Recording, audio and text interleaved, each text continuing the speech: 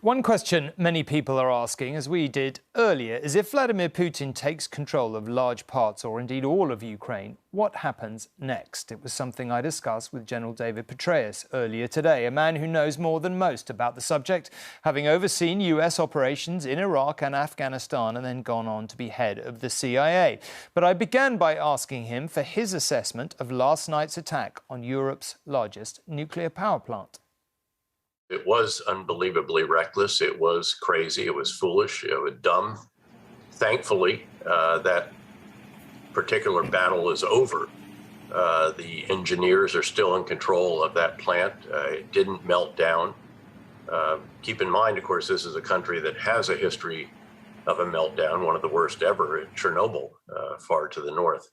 So again, another example of the Russians just disregarding what would be normal restrictions, constraints, rules of engagement. Can I just ask you to give me your assessment of the military situation as you see it in Ukraine tonight?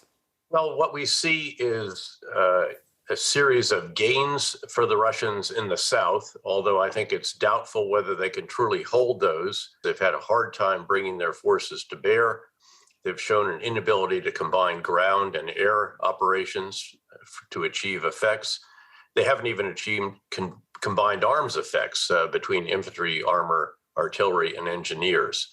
And again, as I said, the Ukrainian forces have performed magnificently. And keep in mind that when you're defending from an urban area, the rule of thumb in the military is it probably takes 5 to 1 for the attacker to make progress in that situation, which is in fact why the Russians have been resorting to increasingly barbaric, heinous, often reckless attacks on civilian infrastructure, including, of course, the nuclear power plant.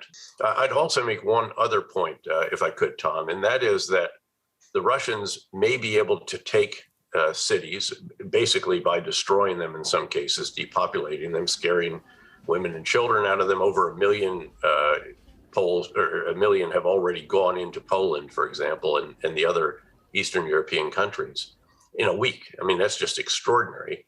But at the end of the day, I am not sure that the Russians can continue to control areas that they seize. I don't know how in the world they control Ukraine, given that the entire population at this point absolutely loathes them.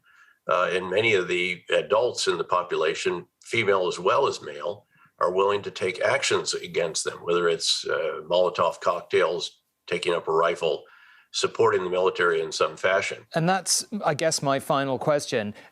If the Ukrainians get pushed west and are fighting an insurgency either from that part of their country or increasingly being pushed over into the border to, say, Poland, and it's clear that NATO is funding this insurgency, is that, in truth, the realistic flashpoint we've got to worry about?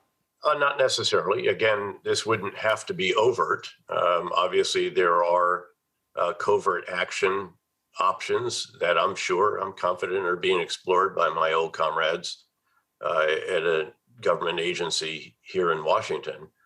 And again, there are various ways that you can do that.